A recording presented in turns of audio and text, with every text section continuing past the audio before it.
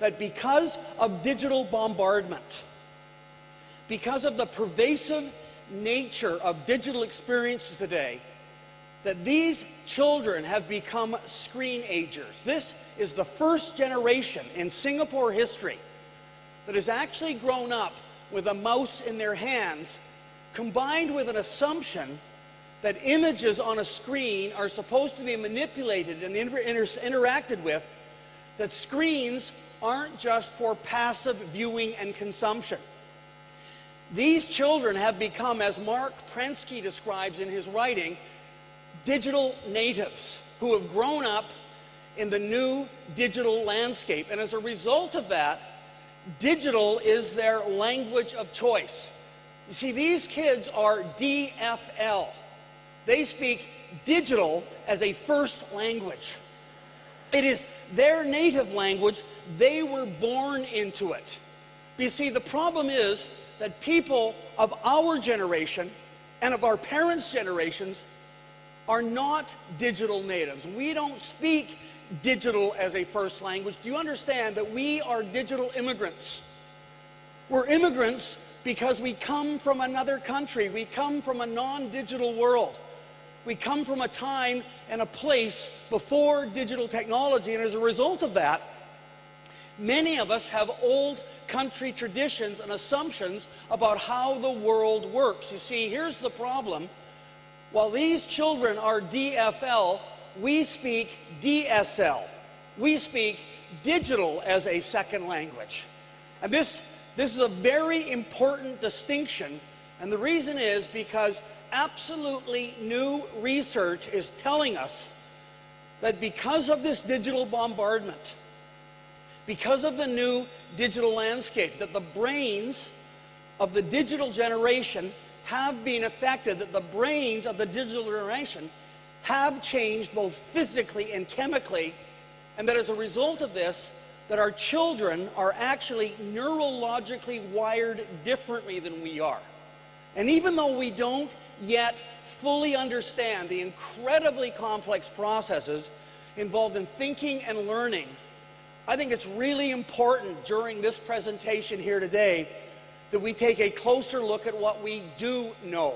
And the first thing, as educators, you need to understand is that when we are born, we come into the world with about 50% of our brain wiring in place to handle the initial critical functions. And the other 50% of the wiring takes place after birth. And it's really important for me to tell you this because for the longest time, conventional thinking has been that by the age of 3, that the brain had become stable. That from that point forward, it didn't really change. That by the age of 3, we then had a fixed number of brain cells, which then started to die off one by one with no appreciable new cell growth. And a result of that is that there was a long-standing assumption that by the age of 3, we all had fixed memory, we all had fixed mental processing power, we all had fixed intelligence, that basically you were stuck with what you were born with. And by the way, this was believed to be the case for all brains, regardless of race, regardless of culture, regardless of experience, that we all used the same. Here they are right here. Neural pathways or electronic circuitry, let's take a closer look at them here, to process, to store, and use information. However, in the past few years, almost all of those beliefs have been shown to be completely wrong. They've been able to use new scanning technologies that have been able to demonstrate that, on the contrary to our long-standing assumptions, that the brain is actually highly adaptive, it's highly malleable, and that our brains are constantly reorganizing themselves structurally throughout life based on 2 different factors. The first one is input and experience, and the second one is the intensity and the duration of those experiences. Now this is very, very important, because what this means is that you actually can change memory capacity. You can change processing power. You can change neural circuitry. And here's the big one. As a result of that the intelligence you're born with isn't fixed. Now, this ongoing process of reorganization and restructuring of the brain, where the neurons are constantly rearranging themselves, making new connections and pruning unnecessary neurons to speed up and reroute the flow of thought. This is called, and this is a term you probably should learn, it's called neuroplasticity. What this means is that the brain is actually plastic. And so contrary to long-standing assumptions, the brain is actually making new connections and setting up new circuitry throughout our lives. And as a result of that, the mind is constantly creating and then recreating new thinking patterns. Now it's very important you understand that in the last 2 years, there have been a number of new books written on neuroplasticity in digital kids.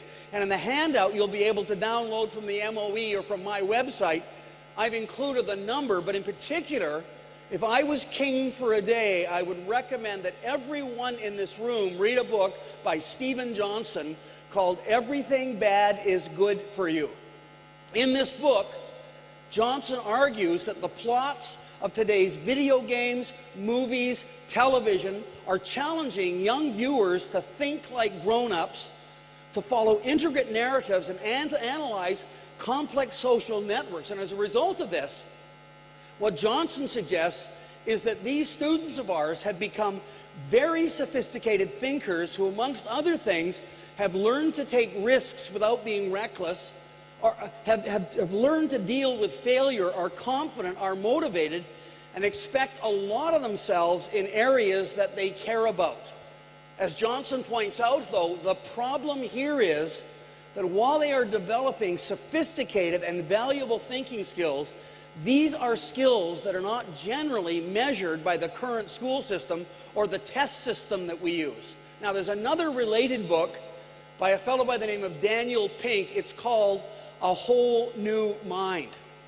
And Pink says that we have been raised, that today we live in a linear, logical, left to right, top to bottom, beginning to end, left brain society. This left brain society is and has long been the mindset behind education.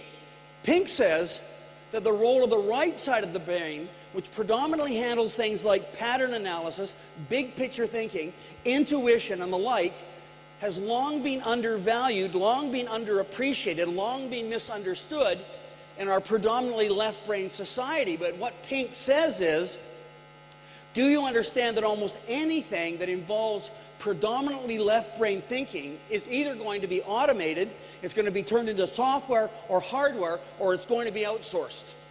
And as a result of that, if our children are going to survive, let alone thrive in the culture of the 21st century, if our kids are not just going to be prepared for they're going to be prepared for their future, not our past, that we as educators need to help them learn how to use both hemispheres effectively to be able to use a whole new mind.